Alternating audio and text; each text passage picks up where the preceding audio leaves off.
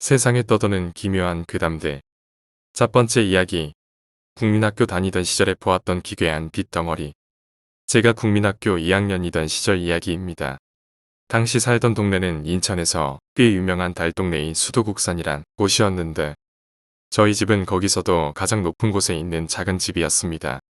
지금 생각하면 상상하기 힘든 불편한 생활이었지만 그래도 요즘 같은 빌딩 숲 사이에선 보기 힘든 탁 트인 하늘은 지금 생각해도 그립네요.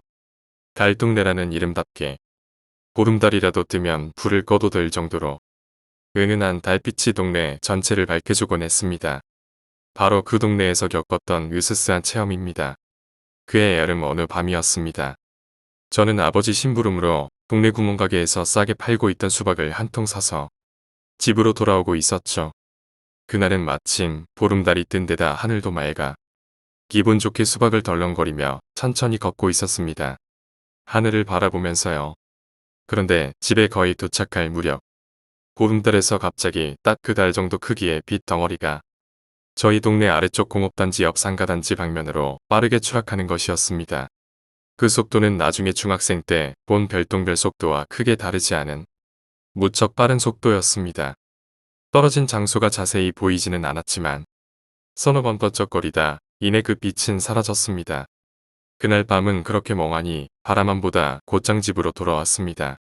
다음날 방과 후 저는 전날 그게 너무 신경 쓰여 그 빛덩이가 떨어진 곳으로 발길을 옮겼습니다. 그리고 도착한 곳에서 놀라운 장면을 목격했습니다. 그곳엔 당시 동네에서 유명한 작은 바이크 샵이 있었습니다. 달동네다 보니 불량배들도 제법 있었는데 개중 오토바이 절도범들의 장물합이 역할을 한다는 소문이 나돌던 썩 좋지 못한 곳이었죠. 그 가게가 완전히 불에 타 시커먼 네모구멍으로 변해 있었습니다. 2층짜리 건물이라 1층에는 그 샵 이외에도 두 개의 다른 가게가 있었는데 오직 그 샵만 도려낸 듯 전소해 있었습니다. 마치 안에서 수류탄이라도 터진 것 마냥. 지금 생각해보면 분명 폭발에 의한 사고 같은데 그 건물의 유리창은 한 개도 깨지지 않았습니다. 게다가 전날 본 그 빗덩이가 떨어질 때 폭발음 같은 것도 들리지 않았었고요. 자주 다니던 길이 아니었으니 훨씬 전에 사고 난 장소와 제가 본 현상이 우연히 맞아떨어진 것일 수 있겠지만 그렇다면 애초에 제가 본 빗덩이는 뭐였던 걸까요? 그 뒤로 중학생이 되어 동네를 떠났습니다. 그 빗덩이는 다시 보지 못했고요. 두 번째 이야기, 시선. 서울에 살던 저는 중학교 2학년 때 분당으로 이사했습니다. 그리고 그곳에서 학원에 다니게 되었죠.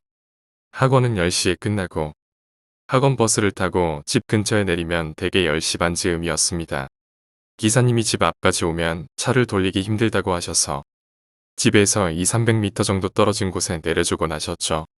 두 길은 끝에 가면 다시 이어지고 두 길 사이에는 나무가 빽빽해서 서로가 잘 보이지 않습니다. 전 이 두 길 중에서 늘 가운데 길로만 다녔습니다. 당시 큰 길에 있는 다리 밑에서 남학생과 그 어머니를 강간하는 사건이 있었다는 소문이 돌았기 때문에 아무래도 꺼림칙하더라고요. 그런데 언제부터인가 시선 같은 게 느껴지기 시작했습니다. 뒤통수 부근에 약하게 저를 쳐다보는 느낌이 드는 것입니다. 누군가가 있는 건가 싶어서 돌아보면 아무도 없습니다. 그럼 전 다시 돌아서서 가지만 곧 다시 그 느낌이 듭니다. 저 길이 끝나는 곳까지 계속 그 느낌은 따라왔습니다.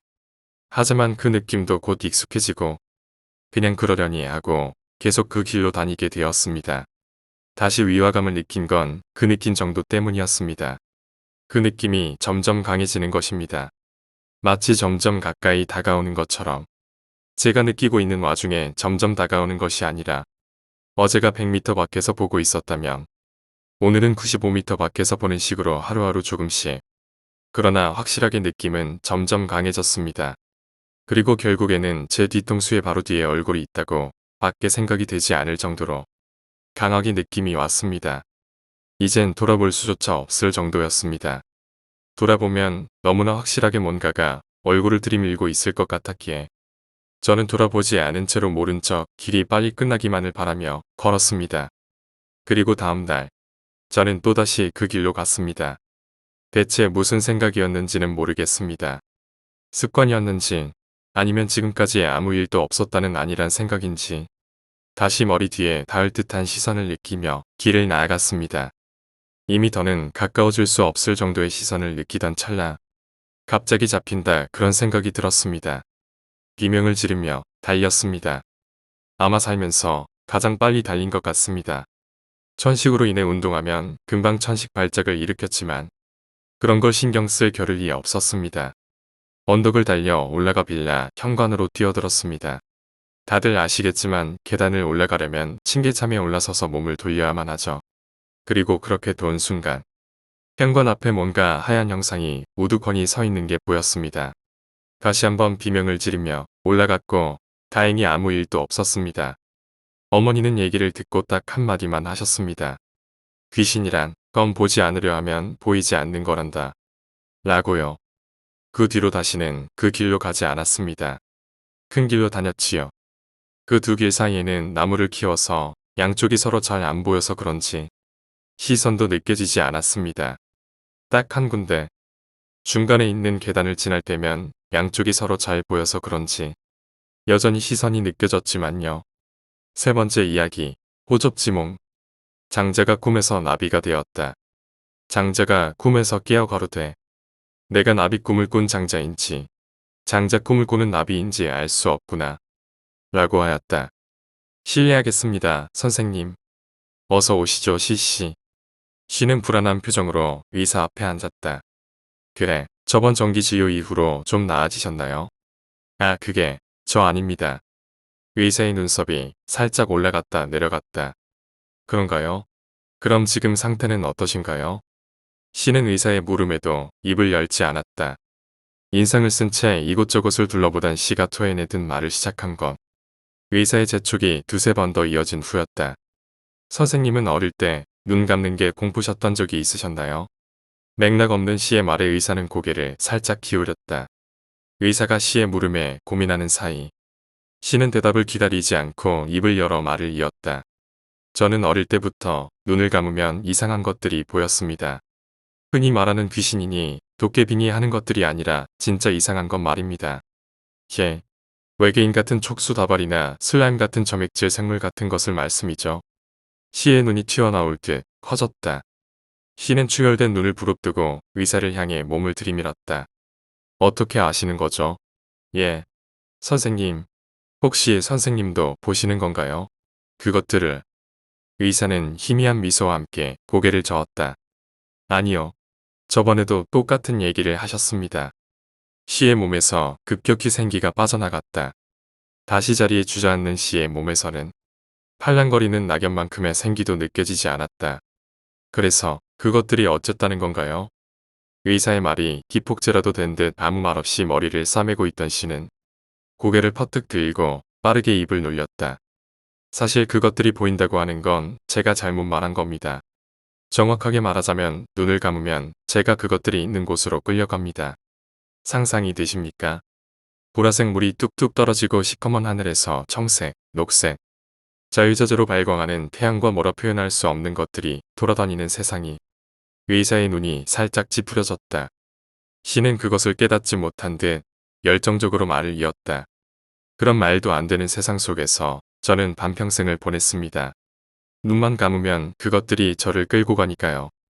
그래도 여태까지는 어찌어찌 그것들에게서 도망칠 수 있었습니다. 씨는 말을 멈추고 멍하니 한 곳을 응시했다. 넋이 나간 씨를 물끄러미 바라보던 의사가 씨에게 말을 건넸다. 여태까지는 도망칠 수 있었단 말은 지금은 아니란 말입니까? 예, 아닙니다. 의사에게 돌아가는 씨의 시선은 기계적이었다. 오래된 인형의 목이 돌아가듯 부자연스럽게 돌아간 씨의 시선은 광기로 번들거리고 있었다. 거칠게 일어난 씨의 서슬에 씨가 앉아있던 의자가 튕겨나가 바닥을 굴렀다. 나는 잡혔어. 잡혔다고. 이젠 눈을 감아도 거기로 가지 않아. 하지만 이젠 눈을 뜨고 있어도 거기에 있어. 거기에 있다고. 여기도, 저기도, 너도. 의사의 앞에서 발광하던 씨의 몸이 뒤로 넘어갔다. 거세게 땅에 부딪혔지만 씨는 아무런 통증도 없는 듯 몸을 이리저리 뒤틀며 비명을 질렀다. 차가운 의사의 시선 아래서 기괴하게 꿈틀대던 씨는 끝내는 몸을 잔뜩 웅크리고 벌벌 떨었다. 시의 입에서는 의미 없고 단어조차 아닌 소리들이 굴러나왔다. 저번과 똑같은 모습을 보이시는군요. 나직한 의사의 말을 들은 시의 몸이 시간을 정지시킨 듯 멈췄다. 그리고 시는 천천히 몸을 일으켜 의자를 가져온 후 거기에 앉았다. 명령받은 로봇과도 같이 생기를 느낄 수 없는 움직임이었다. 멍하니 자신을 바라보는 시의 이곳저곳을 살피던 의사는 조용히 입을 열었다. 호접지몽이란 말 아십니까? 시는 꿈에서 깬 것처럼 눈을 깜빡이다 의사에게 시선을 맞췄다. 예, 알기는 합니다만 무슨 연관인지 모르겠다는 얼굴이시군요. 시가 떨떠름하게 고개를 끄덕이자 의사는 싱긋 웃었다. 호접지몽에서 장자는 자신이 나비인지 장자인지 알 수 없었다고 합니다. 그렇다면 이렇게도 생각할 수 있겠지요. 의사는 잠시 숨을 골랐다. 장자와 나비는 모두 같은 존재고 같다고요. 장자일 수도 있고 나비일 수도 있는 겁니다. 둘의 차이는 내가 무엇을 선택하느냐일 뿐인 겁니다. 나비로 장자 꿈을 꾸는 것을 선택한다면 나는 나비고 장자로 나비 꿈을 꾸는 것을 선택한다면 나는 장자인 겁니다. 시는 알듯 말듯 하다는 표정으로 의사를 쳐다보았다. 쉽게 말해 시신을 선택하시면 되는 겁니다. 눈을 감았을 때 보이는 이상한 세계의 내가 자신인지 지금 저와 얘기를 나누고 있는 당신이 자신인지를 지금 시가 보는 환상들은 선택을 하지 못했기에 보이는 현상일 뿐인 거죠. 의사는 미소를 지으며 양손을 펼쳤다. 자, 무엇을 선택하시겠습니까? 시의 눈이 거세게 흔들렸다. 수고하셨습니다, 선생님. 시는 어때? 방에 얌전히 돌아갔나? 예. 아직 조금 혼란스러운 것 같지만 얌전히 지시에 따라 방으로 들어갔습니다. 간호사의 말을 들은 의사는 컴퓨터에서 시선을 돌렸다. 의사의 시선이 닿은 곳에서는 모니터가 있었다. 모니터는 침대에 멍하니 앉아있는 시를 비추고 있었다. 자넨 어떻게 생각하나? 시의 상태에 대해. 갑작스러운 질문에 간호사는 눈을 깜빡였다. 글쎄요. 일단은 성공적이라고 생각합니다. 선생님이 심으신 기억도 잘 파고들었고 거기에 대해 아무런 의심을 가지고 있지 않잖아요. 공포의 원천이 내가 심은 기억이라는 것. 심은 지 2주밖에 되지 않은 기억을 자신의 일평생에 걸친 기억이라 생각하고 있는 건 성공이지. 하지만 의사는 신경질적으로 탁자를 두드렸다. 딱딱거리는 소리에 맞춰 의사는 입을 열었다. 내가 심은 기억은 그냥 초자연적이고 기괴한 생물에 대한 어릴 때부터 지속된 공포의 기억뿐이었어. 그렇게 상세한 세상에 대한 기억은 내가 만든 게 아니야. 그리고 무엇보다 잡혔다고 표현한 점이 마음에 들지 않는군. 심어둔 기억도 기억이니 머장되거나 보충되면서 커질 수 있다는 건 염두에 두었지만 그 정도로 상세하게 커질 줄은 몰랐네. 무엇보다 잡혔다고 표현했다는 건 어쩌면 무의식에서는 자기가 자기 것이 아닌 기억에 매몰되어 있다는 걸 알고 있는 것일지도 몰라. 이건 꽤나 큰 변수가 될 수도 있고 말이야. 의사는 답을 원하는 듯 간호사를 보았으나 간호사는 아름다운 눈썹을 살짝 들어 올렸을 뿐 의사에게 답을 주지는 않았다. 의사는 가볍게 웃었다. 뭐 자네에게 말해도 소용없겠지. 이만 가보게. 그래도 실험체 중에서는 가장 성공적이니 연구에 큰 진전이 있겠어. 손을 내젓는 의사에게 간호사는 살짝 목리하고 몸을 돌렸다. 의사는 간호사에게서 시선을 돌려 컴퓨터를 보았다. 그곳엔 실험체 시의 기억 조작이란 파일이 커서를 깜빡이고 있었다. 그런데 선생님. 응? 뭔가. 방을 나가려던 간호사는 문고리를 잡은 채 의사에게 말을 걸었다. 의사는 느긋이 자판을 두드리며 간호사에게 대답했다. 혹시 시의 말이 진실일 가능성도 있지 않나요? 무슨 소리를 하는 거야? 시의 기억은 내가 만들어 넣은 거라는 걸 잘 알고 있잖아. 의사는 어이없다는 듯 간호사를 질책했다. 간호사는 여전히 의사에게 등을 보이고 있었다. 사실 시의 방에 이상한 흔적들이 있었어요. 돌벽을 커다란 지렁이 같은 게 기어간 것 같은 흔적이요. 그리고 이상한 액체가 고여있거나 악취가 풍길 때도 있었고요. 시의 말에 너무 심취한 거 아닌가? 확실히 시의 말에 흥미로운 점도 있지만 그건 어디까지나 허구의 기억이네. 방에 남은 흔적 같은 거야. 그렇게 생각하고 보니 그렇게 보이는 것일 테고. 액체나 악취는 시가 배설이라도 한 건지 누가 아나. 가볍게 대답한 의사는 간호사가 자신의 말에 대답하지 않자 슬쩍 간호사를 살폈다. 여전히 문고리를 잡고선 간호사가 말을 부정당해 기분이 상했는지 알아보려 하였으나 뒷모습만으로는 알 수 없었다. 의사가 속으로 투덜대며 자리에서 일어나려 마음먹었을 때 간호사가 입을 열었다. 시에게 허접지 몸을 얘기하셨죠? 응, 그랬지. 그게 왜? 별건 아니고 이런 해석도 있을 수 있지 않나 해서요. 무슨 해석인데 라는 말을 꺼내려던 의사는 말을 삼킬 수밖에 없었다.